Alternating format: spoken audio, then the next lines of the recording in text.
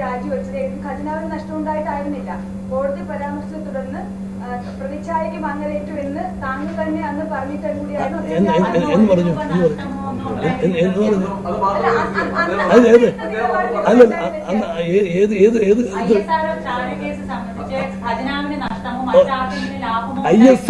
ISRO ചാരക്കേസും പിന്നെ Shri K Karunakaran രാജിവെച്ചതുമായിട്ട് യാതൊരു ബന്ധവുമില്ല.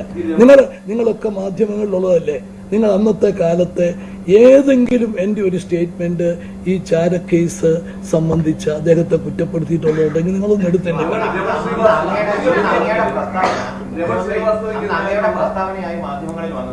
സംസ്ഥാന മുഖ്യമന്ത്രി പറഞ്ഞാൽ സംസ്ഥാനത്ത് ഒരു കുഞ്ഞു പോലും വിശ്വസിക്കാത്ത സാഹചര്യം ഉണ്ടായിരിക്കും.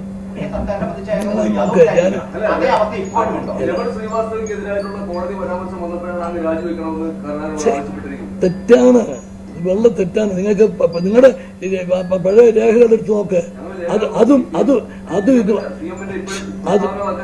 അതും ഇതുമായിട്ടൊരു ബന്ധവുമില്ല.